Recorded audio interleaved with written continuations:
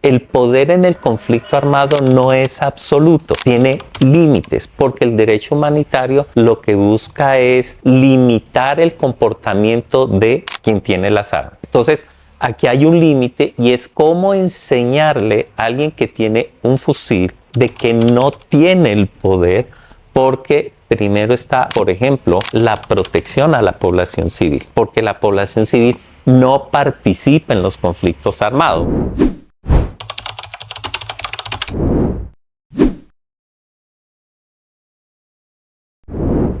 Hola a todas las personas que se conectan a este nuevo episodio de nuestro podcast en Escritura Académica. Como siempre, empezamos agradeciendo a todas las instancias que hacen este podcast posible. Como siempre, a la Universidad del Cauca por permitirnos este espacio, al Departamento de Comunicación Social, al Departamento de Lingüística, al área de Desarrollo Editorial, a la Vicerrectoría de Investigaciones y al área de Comunicaciones de la Vicerrectoría de Investigaciones. Le damos la bienvenida, como siempre, al profesor Carlos Enrique Pérez y al profesor Juan Carlos Barón Albán, con quienes vamos a estar conversando sobre su libro Enseñanza del Derecho Internacional Humanitario. Bienvenidos. Bienvenido, profesor Juan Carlos. Pues siempre hemos en este espacio coincidido en que los temas de investigación y los temas de escritura, a pesar de que a veces saltamos de un tema a otro en los libros que publicamos, siempre están atravesados por nuestra subjetividad, por nuestras historias personales, por nuestros intereses más profundos, pero llegamos aquí, usted es profesor en Ciencias Políticas, sí. Pero este es un texto que, si bien tiene que ver con ese campo, usted tiene una formación de base como comunicador, y precisamente se trata en este libro de traducir ese lenguaje jurídico, ese lenguaje de las normas internacionales, a algo más pedagógico, didáctico. Sí nos gustaría que nos contara desde su historia de formación profesional, desde su historia del trasegar con este tema, cómo fue que llegó a este tema y cómo esa historia fue que derivó en este libro. Bueno, muy buenas por la invitación. Es una historia que comienza desde la universidad frente a lo pedagógico educativo. Cuando yo estudié comunicación social en la universidad, mi enfoque siempre estuvo hacia el campo de la comunicación alternativa, la comunicación popular, la comunicación educación. Incluso mi trabajo de grado fue sobre comunicación educación en un municipio del departamento de Nariño. Y de ahí me encaminé un poco en eso. En mi vida laboral, estuvo muy pegada al campo educativo. Estuve trabajando en una universidad, estuve en una emisora haciendo un trabajo pedagógico con jóvenes, con la pastoral social.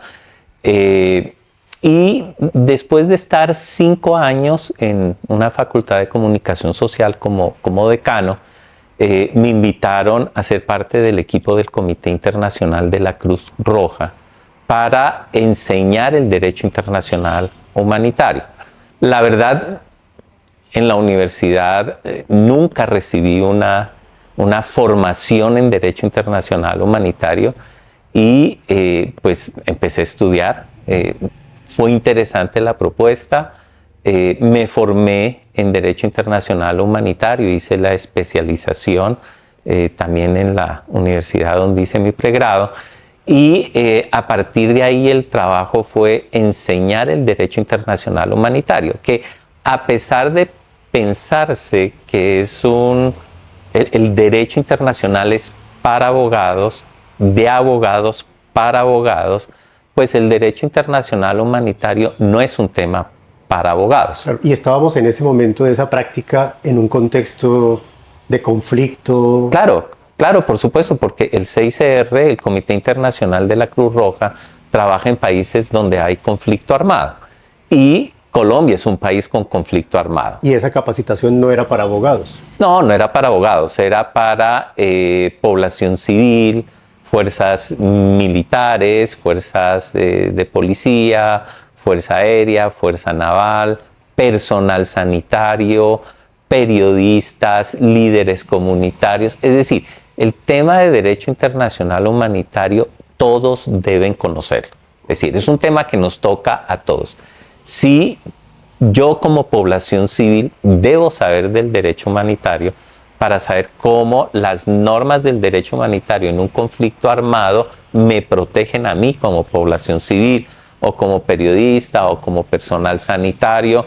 Y lo que uno hace en el terreno cuando enseña el derecho humanitario es traducir el derecho humanitario a un lenguaje para que todos entiendan el derecho humanitario. Ese es el ejercicio de comunicación. El ejercicio de comunicación, el ejercicio de educación, el ejercicio de pedagogía.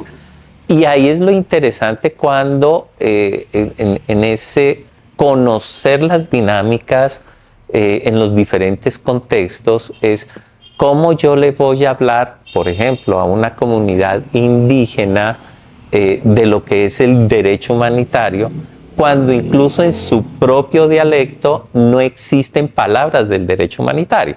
Quisimos hacer con un estudiante mío, Misak, traducir el derecho humanitario, las normas principales a lengua. Y no pudimos, porque no hay palabras. Entonces quedaba algo muy híbrido entre el español, entre lengua, entonces no se podía. Pero a la hora de enseñar sí toca traducirlo y decirle qué es un objetivo militar, qué no es un objetivo militar, qué se entiende por persona civil, por población civil, por combatiente, por participante de las hostilidades, en fin, toca empezar a traducir para que todos lo entiendan, ¿no? Pero ese fue el contexto con CICR y este libro surge es más bien para el espacio universitario. Claro, entonces, después el CICR, empezamos en Pasto, me trasladan a Popayán porque la delegación se hace más grande, se cierra la delegación de Popayán, se pasa a Cali, después de 6 años de trabajar en el CICR y ahí digo, no sigo más con el CICR, me quedo en Popayán y entro a la Universidad del Cauca y entro a enseñar el derecho internacional humanitario. Entonces, claro, toda esa experiencia, ese conocimiento adquirido durante 6 años, lo pongo al servicio de los estudiantes, ya desde una visión, desde la ciencia política, desde la educación, desde la comunicación, de por qué es importante la enseñanza del derecho humanitario a los politólogos. Profe, ahí intentemos empezar a pensar justamente esta articulación entre comunicación, educación y ciencias políticas. ¿Cuál cree usted que son esas tensiones que se empiezan a construir justamente entre esas partes? Porque quizás sí el interés pedagógico pueda ser uno, pero también el interés político o desde las ciencias políticas pueda tener otro enfoque. ¿Cómo ha logrado usted mediar justamente a partir de tantas líneas y cómo eso da producto a este libro? Es una pregunta muy complicada porque si nosotros miramos desde la ciencia política nos habla de las relaciones de poder. En un conflicto armado hablamos de las relaciones de poder, ¿sí? La relación de poder, digamos, del gobernante sobre los gobernados, de la relación de poder de un grupo armado sobre otro grupo armado. Y el derecho internacional humanitario les dice, ok, pero el poder tiene límites, ¿sí? Entonces, el poder en el conflicto armado no es absoluto, tiene límites, porque el derecho humanitario lo que busca es limitar el comportamiento de quien tiene las armas. Y el que tiene las armas tiene el poder. Entonces, aquí hay un límite y es cómo enseñarle a alguien que tiene un fusil, que ese fusil le da poder, de que no tiene el poder, porque primero está, por ejemplo, la protección a la población civil. No tiene el poder para atacar a la población civil, porque la población civil no participa en los conflictos armados, o el que está herido, o el que ha sido capturado. Es decir, una discusión que está muy hoy en la agenda mediática es, usted grupo armado no tiene el poder para reclutar niños, porque los niños no deben participar en el conflicto armado. A los niños hay que proteger, hay que respetar, hay que brindarles todas las garantías para que puedan crecer, desarrollarse, madurar, etc. O la misión médica, que también La sigue misión teniendo médica. ataques. Los periodistas, recordemos hace periodistas. poco que a un periodista lo mataron por hacer un trabajo investigativo. Entonces, claro, ahí se empieza a mediar lo que es el poder, la ciencia política, desde la visión de la ciencia política, el derecho humanitario que le dice, ok, no, usted no tiene tanto poder, y las relaciones de poder en un conflicto armado que son muy complejas, ¿no? Entonces es empezar a mediar todo eso y cómo lo podemos hacer. Pedagógico, cuando entré en el 6R, entramos en un mundial de fútbol como estamos ahora. Incluso se hizo una campaña muy bonita que era Juegue Limpio. Entonces relacionamos el contexto del fútbol con su lenguaje, con el conflicto armado, es juegue limpio, o sea, haga su conflicto armado, pero juegue limpio. Y es una estrategia ¿Sí? comunicativa también. Es una estrategia comunicativa y bueno, eso dio muchos resultados. Fue una campaña hermosísima que impactó mucho porque todo el mundo andaba en el tema del mundial, de las normas del juego limpio y bueno, en la guerra también hay que actuar de una manera que no afecte a quienes hay que proteger. Entonces ahí se empieza a relacionar todos esos factores. Profe, pues ya sabemos un poco los antecedentes que dan pie a la construcción de este libro. Ahora nos gustaría preguntarle y pedirle un poco que nos cuente sobre qué va este libro, también para que los lectores que lleguen a él o que estén escuchando este podcast puedan antojarse de leerlo. Ok, este libro es un libro que nos lleva por un lado al aprendizaje del derecho humanitario, por otro lado a aprender a enseñar el derecho humanitario.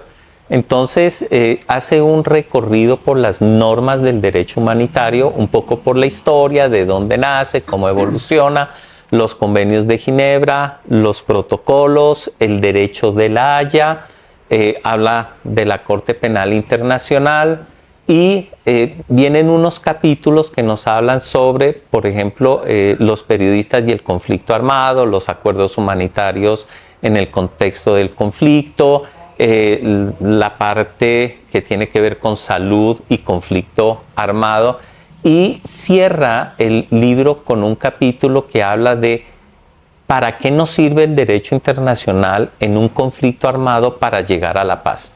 Ahora, el libro tiene una ventaja que se lo puede leer en cualquier orden.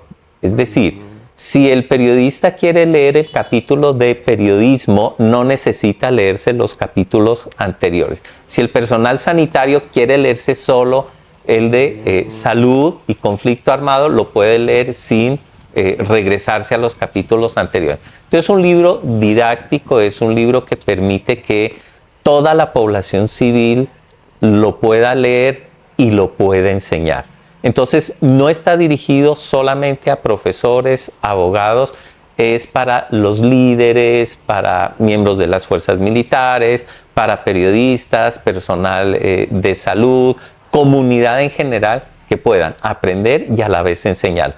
Trae ejercicios de entrada, ejercicios de usted que tanto sabe de esto, tiene el desarrollo del capítulo, finalmente tiene una evaluación de, veamos pues usted qué es lo que ha aprendido, que a la vez esto puede servir para trabajarlo en las comunidades. Si quisiéramos preguntarle el elemento diferenciador de este libro, de toda la cantidad de material que se ha escrito sobre derecho internacional humanitario, ¿qué nos diría usted?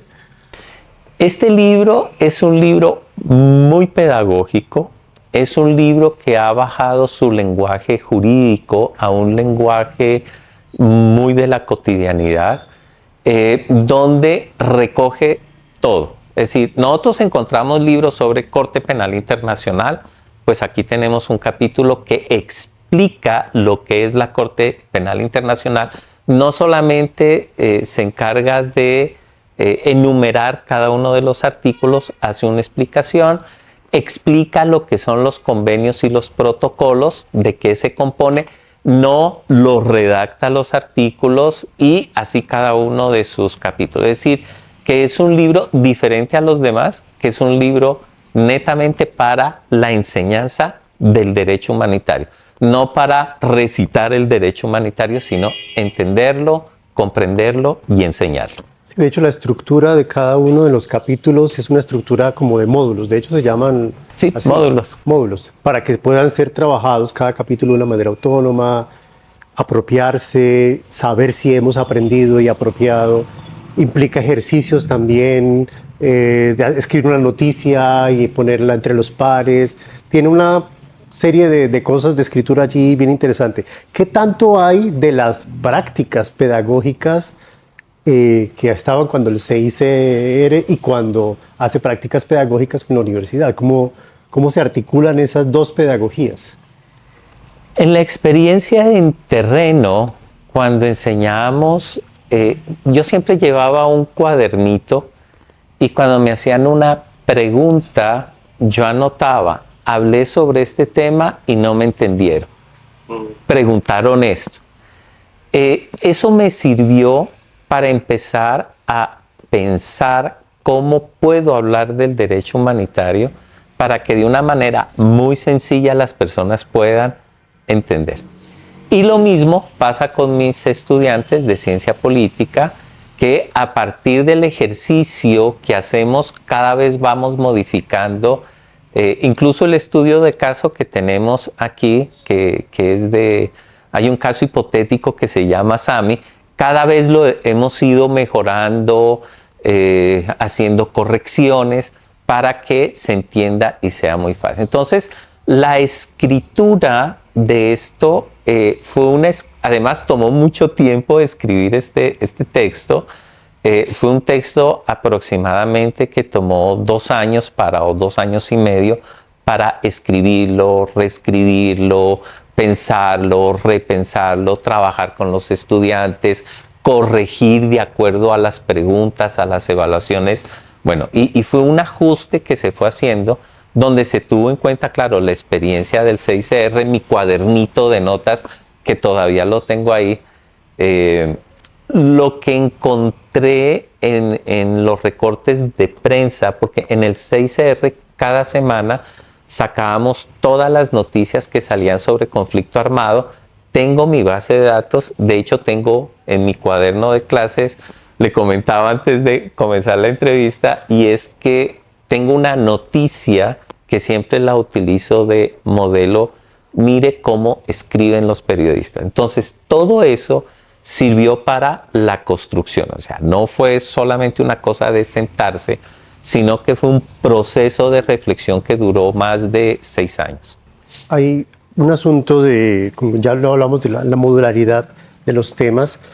De las cosas que más me llamaron la atención a mí del texto es este módulo 10, precisamente el de periodistas en el conflicto armado, en el que uno siente que no simplemente se le está enseñando a los periodistas de sus derechos y de cómo hacerlos valer, de reconocerlos, sino también de cómo moverse de una manera prudente, consciente,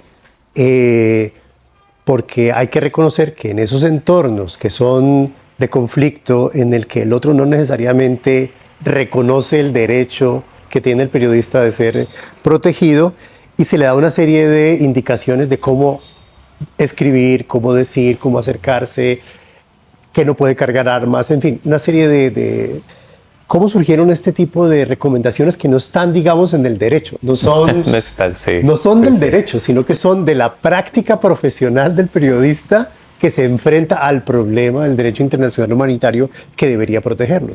Mira, hay algo que vuelvo a mi cuaderno de notas. Cuando uno recoge lo que piensan las partes en conflicto sobre el conflicto, entonces el Grupo Armado X dice: declaramos objetivo militar a Pedro Pérez. Y el periodista toma eso y lo publica: declaramos objetivo a Pedro Pérez. Y cuando uno revisa la norma, dice que un objetivo militar se puede atacar, destruir, neutralizar o capturar. Cuando el periodista dice y repite lo que dice, está legitimando algo que no puede ser, porque las personas no pueden llegar a ser objetivos militares. Los objetivos militares son objetos, no personas. Las personas o son civiles o son combatientes. Punto. Entonces, cuando uno recoge, le dice al periodista, oiga, no legitime algo que usted no puede legitimar, ¿sí?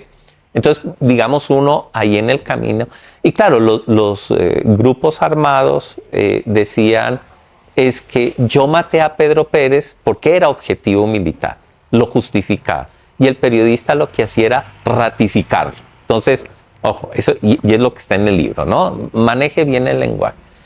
Otro caso que pasó con las tomas que hizo el ELN a la iglesia La María, ustedes recuerdan, donde el periodista, unos periodistas de un medio de comunicación nacional, pues se van justo donde está el ELN, que están escapando del asedio militar, los helicópteros, levanta su cámara para filmar el helicóptero, pues el helicóptero de arriba no ve un periodista con esas cámaras de antes, ¿no? Que eran así, grandísimas. Él vio un arma, dispararon y murió el periodista, ¿sí?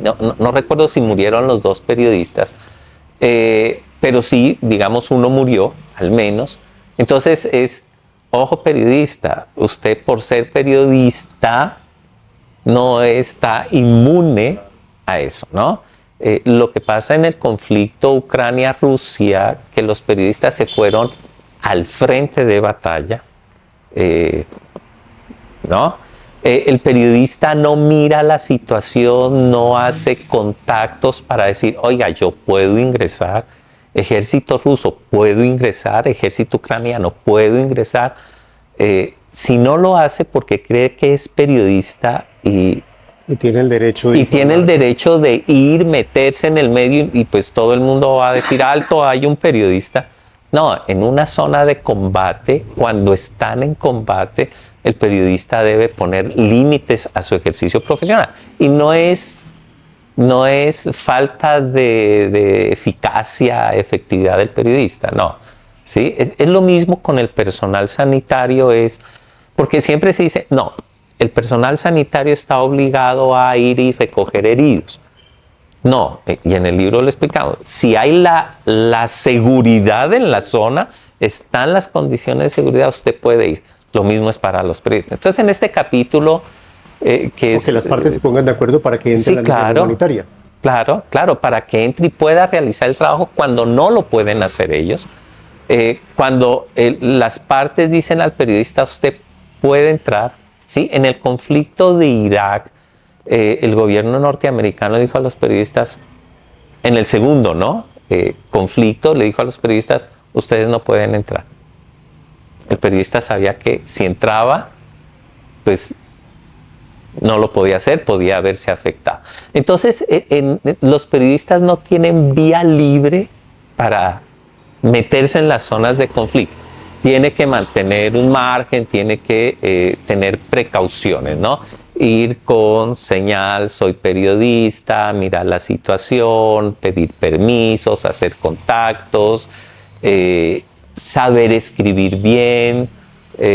Hay una anécdota que, bueno, no voy a decir el nombre del medio de comunicación, pero este curso sobre análisis del discurso, en una oportunidad lo hice con estudiantes de comunicación social y les dije, vámonos a un medio de comunicación a hablar por qué escriben sin tener en cuenta la norma del derecho internacional humanitario. Nos fuimos al medio, viajamos, llegamos al medio de comunicación, nos reunimos con el director de investigación del medio y le dijimos, mire, el derecho humanitario dice esto y ustedes escriben esto, que es lo contrario.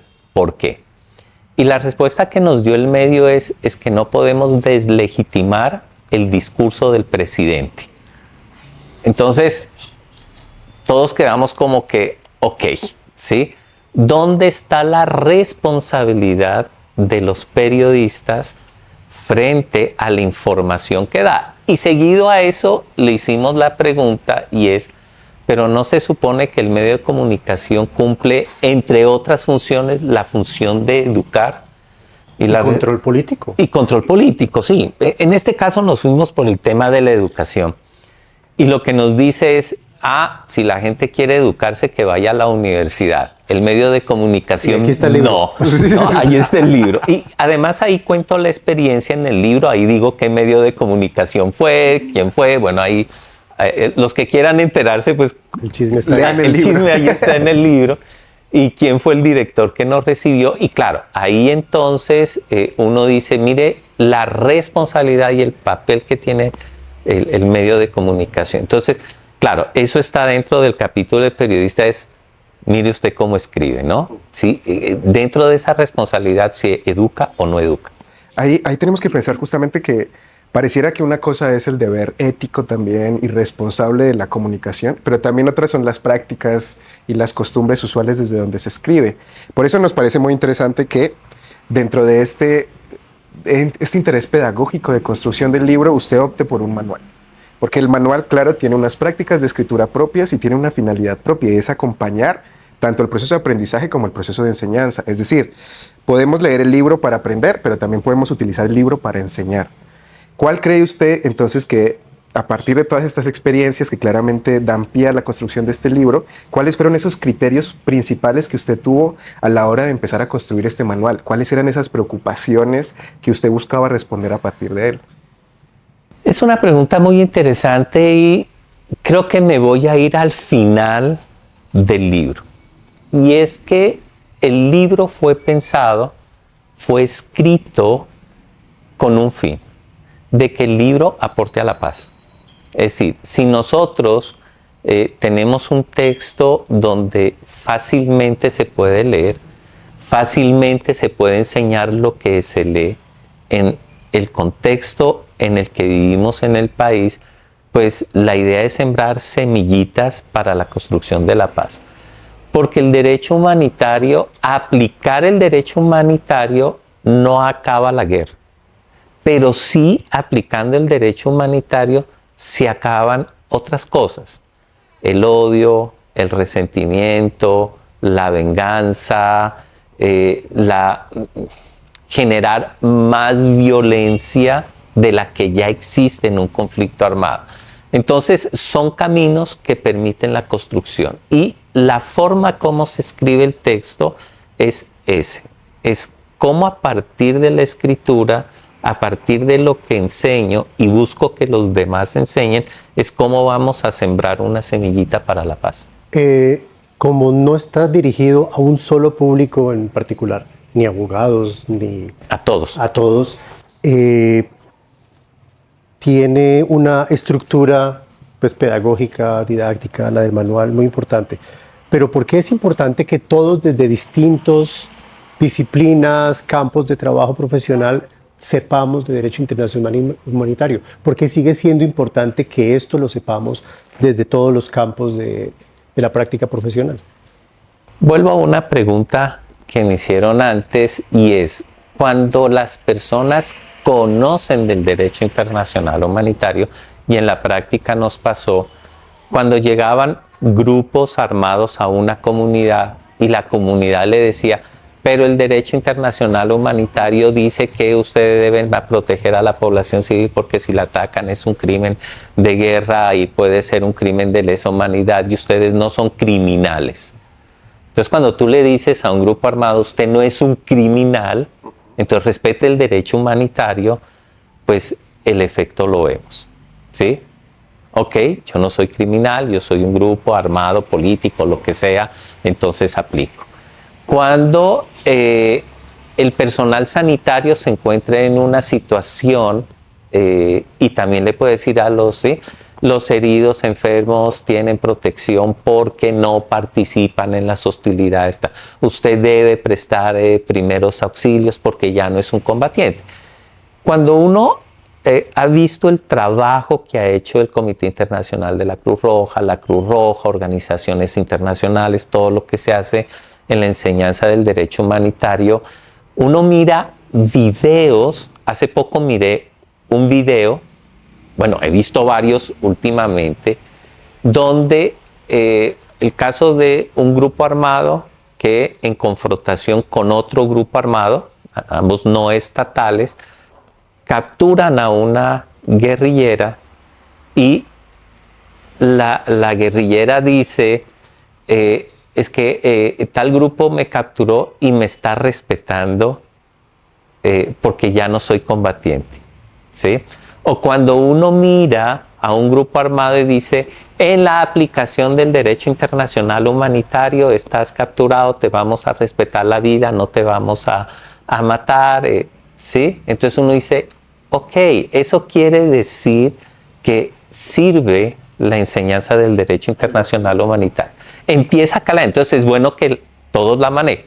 La población civil, el personal sanitario, los periodistas, los combatientes, los políticos. Es más, nosotros como funcionarios públicos tenemos la responsabilidad, ¿sí? Hay algo que dice el derecho humanitario en un artículo común a los convenios de Ginebra, y es que el Estado debe respetar y hacer respetar el derecho humanitario. Entonces, como funcionarios públicos también nos compete saber y enseñar el derecho humanitario. Y mucho más en el contexto actual que vivimos en Colombia, es importante que todos lo sepamos para que a los actores armados, a las partes en conflicto, le digamos, ojo, aplique el derecho internacional humanitario. Pero aquí surge un problema que creo que es de práctica más que cualquier otra cosa, y es justo cuando pensamos en derecho, lo primero que pensamos es el abogado es el que tiene que saber de ello. Yo tenía estudiantes en una electiva de derecho que justamente decían, profe, pero es que el derecho es para todos, ¿no? Y claro, en términos generales puede llegar a ser así, pero el mismo lenguaje con el que se construyen en muchas ocasiones estos derechos hace que la gente no acceda a él de una manera muy fácil, digamos, en especial porque en ocasiones tienen unos códigos de escritura muy cerrados. ¿Cómo se ha encontrado usted con este lenguaje tan cerrado, pero también como una posibilidad, yo siento que de mediación, y es decir, su preocupación es que todas las personas que puedan acceder puedan encontrarse con este derecho justamente que debería ser para todos, pero que en muchas ocasiones quizás desde el prejuicio o quizás desde la práctica no accedemos a él porque lo sentimos ajeno? ¿Cómo ha sido este proceso de desajenizar el derecho y hacerlo accesible, si queremos pensarlo, para todas las personas? Sí, yo creo que está en la parte pedagógica, ¿no? En la parte formativa, bajar ese discurso jurídico a un discurso de la cotidianidad.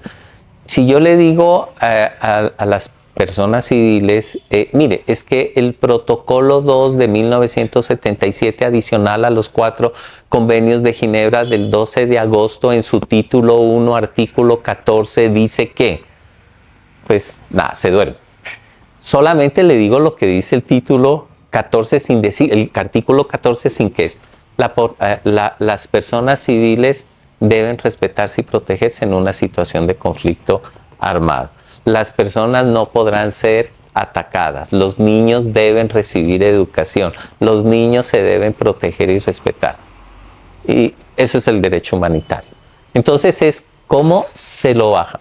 Ahora, es un trabajo que es muy, muy bonito, porque te permite, la experiencia que he tenido es que te permite conocer muchos contextos, muchas realidades, y todos piden capacitación en DIH, ¿sí? Que no debería ser. Ya digo por qué no debería ser, pero hace algunos meses estuve en zonas rurales del departamento del Cauca dictando charlas sobre protección a la misión médica, población civil. Los periodistas me invitan frecuentemente a dictar las charlas, en fin, es decir, hay una aceptación de, oiga, quiero aprender.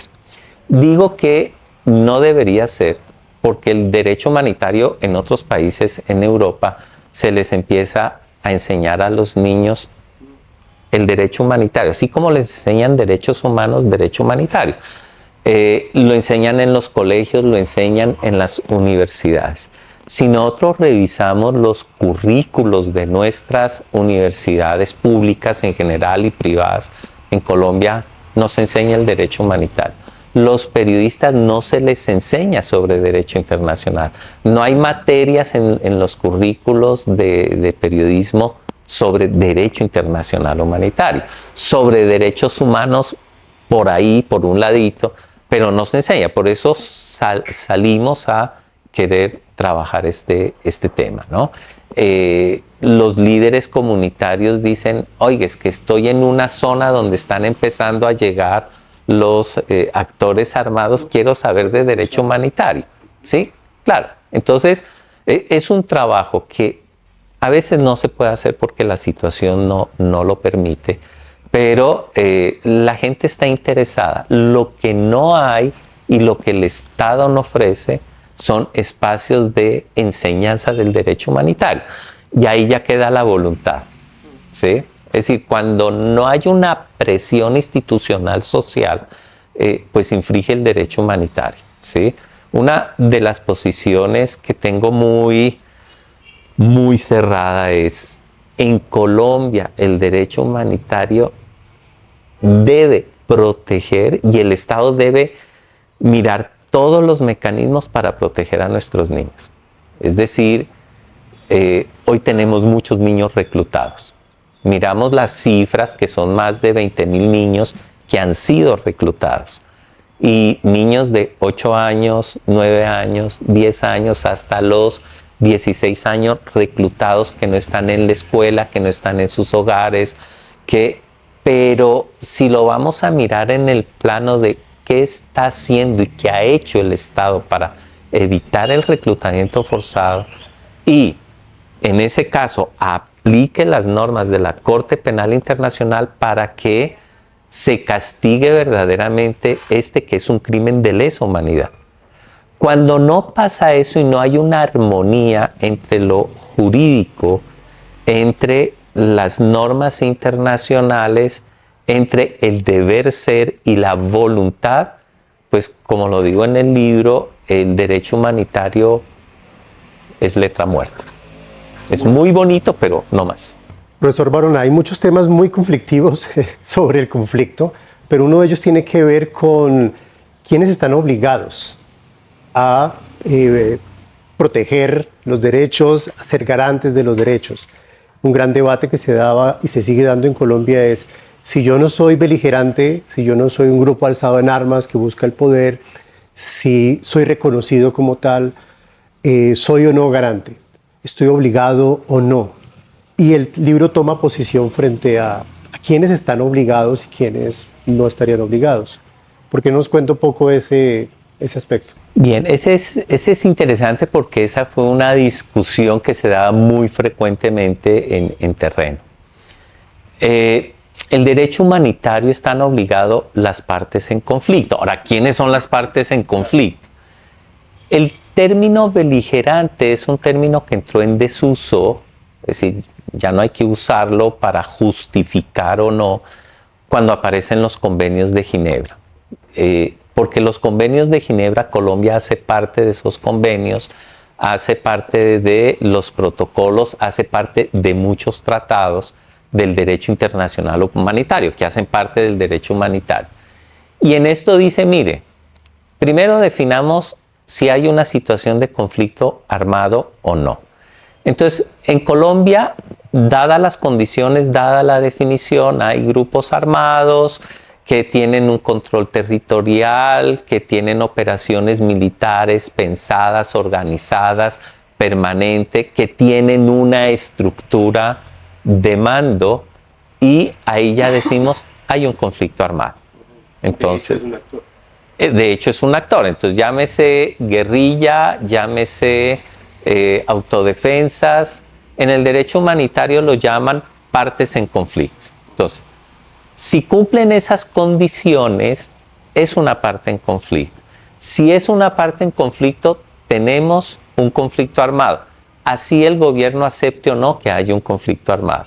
Así el gobierno diga, no son partes, son terroristas, hay un conflicto armado porque se cumple lo que dice el derecho humanitario. No es que deba tener un reconocimiento político para reconocerse como actor armado. No, hay un hecho de facto. ¿Son grupos armados? Sí. ¿Organizados? Sí. Control territorial. ¿Tienen estructura? Sí. ¿Tienen control territorial? Sí. ¿Hacen operaciones militares de ataque, de defensa permanentes, planeadas, organizadas? Sí. Hay un conflicto armado. Ya lo demás es una definición, un concepto político para hacer política sobre el asunto, pero hay una situación. Si hay una situación de conflicto, los responsables de la aplicación del derecho humanitario son las partes en conflictos. Llámese como se llame, ¿sí? Y jurídicamente, ¿quiénes son responsables? Los mandos, ¿sí? Porque un mando puede tener 100 hombres y si un hombre cometió un crimen de guerra, pues difícilmente se va a saber. Pero ¿quién es el responsable? El mando. Ese mando es el que responde ante las autoridades por los delitos cometidos. Pero hay una cosa aquí como que respondo no solamente a una autoridad legal, a una corte, sino a la humanidad misma. O sea, con la idea de un crimen de lesa humanidad, no es que haya un juez, no es que haya un tribunal que declare que eso es de lesa humanidad, sino que la humanidad misma dice, esto es un crimen. Pero Claro. yo también estaba pensando justamente que ahí también hay una pugna por el lenguaje. Y hay también una pugna por aceptar o no, o estar o no dentro del marco del derecho internacional humanitario. ¿Qué significa para un país justamente estar dentro de este derecho y aceptar o no? ¿O es esto más universal como en ocasiones quisiéramos pensar la ética o la humanidad? ¿O hay de pronto hay también unas negociaciones sobre si se considera o no lesa humanidad? ¿O simplemente se acepta por Ya. lo que es? Creo que en el capítulo donde explicamos la Corte Penal Internacional, la Corte define claramente qué es un crimen de guerra, qué es un crimen de lesa humanidad. Ahora, lo que busca el derecho humanitario es que el conflicto sea menos degradante, porque de hecho ya es degradante un conflicto, porque hay muertos, que no deberían haberlo, pero lo que busca es que sea menos degradante, es decir, que si hay un herido, pues que no lo mate, que si está muerto, pues que no lo despedace, y si está despedazado, pues que no lo queme, no lo desaparezca, sí, o sea, le pone Que no se afecte la infraestructura civil. Ni la infraestructura civil, ni los centros de acopio, ni los alimentos, nada. O sea, lo que busca es que el conflicto es entre las partes y dejar a un lado a la población civil o a los bienes protegidos. Entonces, claro, en la definición dice que es un crimen de lesa humanidad, un crimen cometido contra la población civil que es sistemático, generalizado. Entonces, reclutamiento forzado de niños es sistemático, sí. Y se hace en todo el territorio o en las partes donde están los actores en conflicto, sí. Es un crimen de lesa humanidad, ¿sí? Entonces lo define claramente y ya de ahí vendrá la competencia de las cortes internacionales, los tribunales nacionales, para decir, usted cometió un crimen, venga y lo castigo. De hecho, cuando se crea la Corte Penal Internacional, que antes de la Corte Penal hubo cortes ad hoc, como la de Yugoslavia, como la de Ruanda, que se crearon para esos casos porque en Ruanda nadie podía juzgar a los criminales. Se crea la corte y se lleva y los juzga. Hoy tenemos una corte universal, que esa corte universal dice, en tal país, en Ucrania, en Israel, Palestina, se están cometiendo crímenes de lesa humanidad, crímenes de guerra. Y la justicia de esos estados no lleva a los criminales. No los lleva. Entonces existe una internacional que dice, yo sí los llevo. ¿Sí? Incluso hay un principio que me fascina, ese principio, y es el principio de que para la Corte Internacional, para la Corte Penal Internacional no existe la cosa juzgada. Un criminal puede ser juzgado en un país y la corte dice, mire, pero es que usted lo juzgó para simular un juicio y no darle un castigo efectivo. Entonces, ok, me lo trae y yo vuelvo y lo juzgo. Le tengo en cuenta los años de cárcel que tuvo, sí, pero yo lo voy a volver a juzgar. Entonces el principio dice que a una persona no se lo puede juzgar 2 veces por el mismo delito. En este caso sí, yo lo puedo juzgar, dice la corte, porque simuló en ese país, porque no se hizo bien el juicio, entonces venga acá y yo lo vuelvo a juzgar. Entonces me parece que eso hace que sea mucho más efectivo, la sanción a las infracciones al derecho internacional humanitario, ¿sí? Ahora, miremos las voluntades de los países.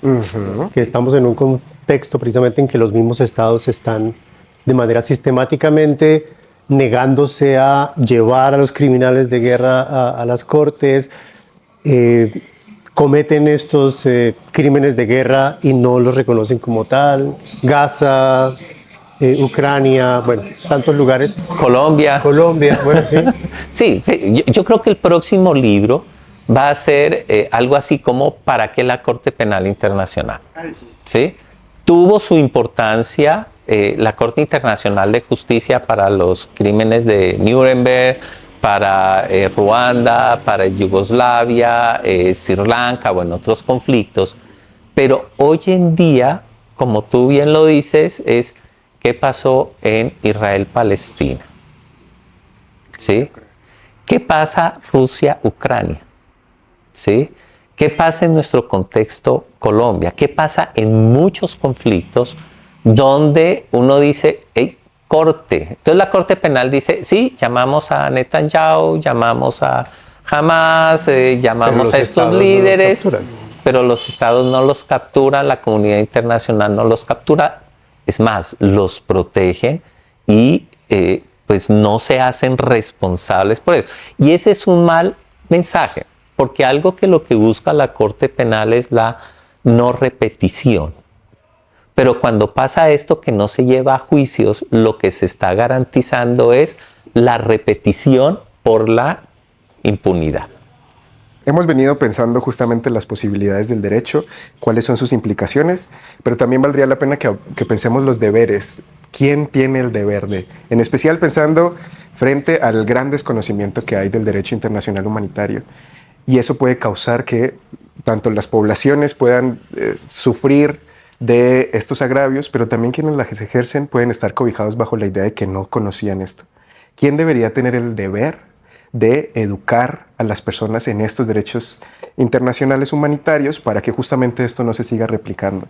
Porque de una u otra forma su libro también responde a esa necesidad pedagógica, pero también educativa al respecto. Bien, en los tratados internacionales hay un artículo que dice el Estado debe respetar y hacer respetar. Y más abajo dice, lo difundirá de la manera más amplia posible. Entonces, ¿cuál es la responsabilidad del Estado? Difundirlo y enseñarlo. Primero, a sus Fuerzas Armadas. Entonces, el general recibe la formación, el general forma a los coroneles, a mayores, capitanes, y de ahí va hasta el soldado. No todos deben saber la misma información. Lo que sabe el general no necesariamente lo debe saber el soldado, ¿sí? Él tiene la formación mucho más jurídica, el general, el soldado la tiene mucho más práctica. Pero le pongo un caso. De los actores armados. Bueno, y además, como lo debe difundir de la manera más amplia, lo debe difundir a la población civil. Se debe enseñar en las escuelas, en los colegios, en la universidad y cubres, ¿sí? O sea, esa es la responsabilidad del Estado que nunca la ha cumplido, ¿sí? Es la responsabilidad. De todas formas, cuando se hace para las fuerzas militares, en un conflicto armado, un capitán o un teniente le dijo a un soldado, quiero que me traiga la cabeza de... Y él lo entendió literalmente. Él se refería, pues, no tráigame la cabeza, ¿no? Tráigame a este contra que está aquí. Y le trajo literalmente la cabeza. Un periodista lo reportó y empezó a escalar y el soldado dijo, a mí nunca me enseñaron. Obediencia de vida. ¿Sí? Obediencia de vida, a mí no me enseñaron. Dijeron, sí, pero el derecho de gente es el derecho de humanidad. Bien. Y empezó a escalar y de ahí para arriba todos fueron a un tribunal. Porque había una responsabilidad de mando frente a la formación de ese soldado.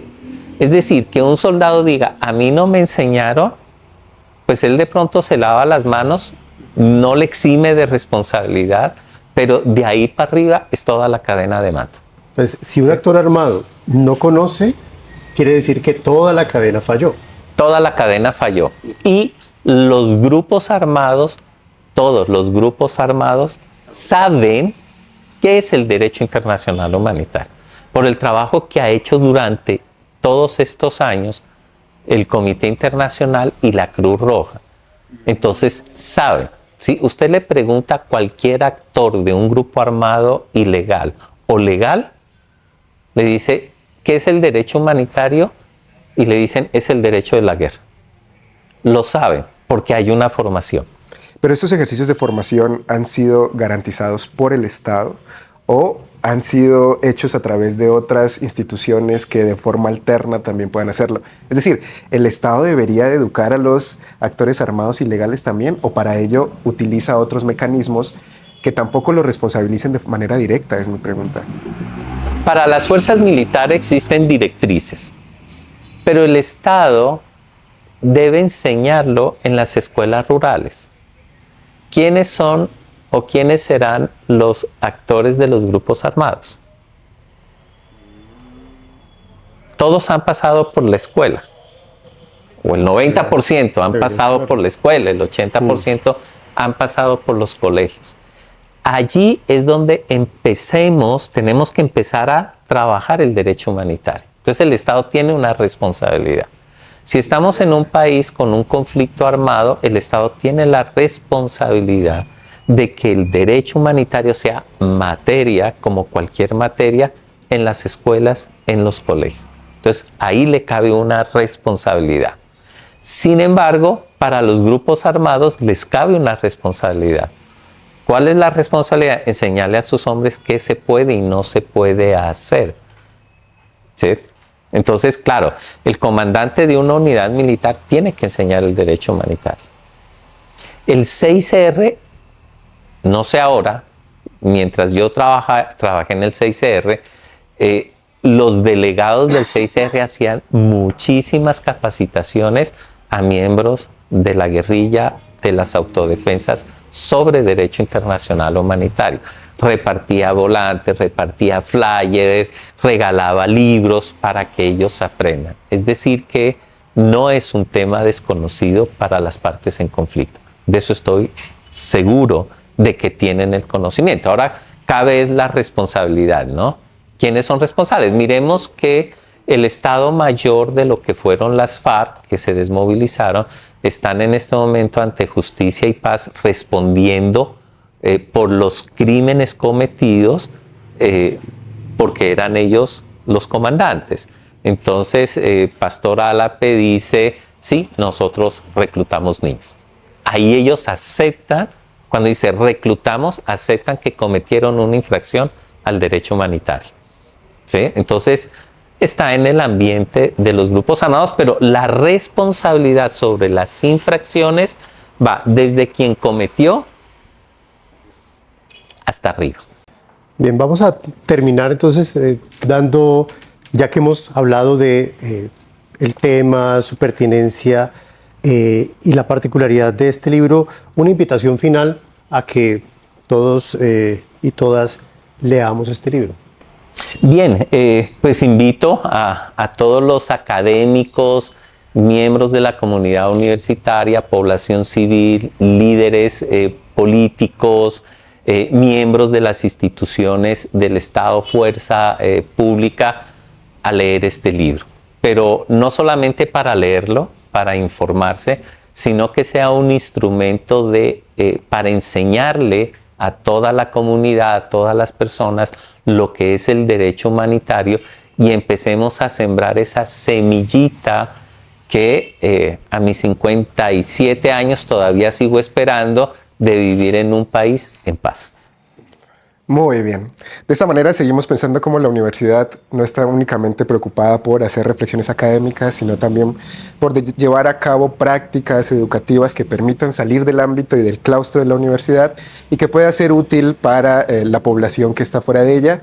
Y en ese sentido, la escritura también sigue siendo una herramienta de difusión de conocimiento y de apropiación del conocimiento, alterna, práctica y también que le permite llegar a muchas más personas. Así que, de nuevo, le agradecemos al profesor Carlos Enrique Pérez y al profesor Carlos por habernos acompañado en esta conversación. Esperamos que haya sido de su agrado. Ha sido de mucho agrado. Muchas gracias, profesor. Muchas gracias. Creo que pues, es un espacio que nos sirve para reflexionar de la importancia de algo que puede ser muy denso sobre derecho, pero que a la vez se convierte en algo que debe ser parte de nuestra cotidianidad. Muchas gracias. Muchas gracias. De nuevo, entonces, terminamos agradeciendo a todas las instancias que hacen esto posible. Agradecemos a la Universidad del Cauca, al Departamento de Comunicación Social, al Departamento de Lingüística, a la Vicerrectoría de Investigaciones, al área de Desarrollo Editorial y al área de Comunicaciones de la Vicerrectoría de Investigaciones por hacer estos espacios de diálogo posibles. Seguimos construyendo justamente desde la conversación y desde el encuentro de múltiples saberes. Muchísimas gracias y nos encontramos en el siguiente capítulo.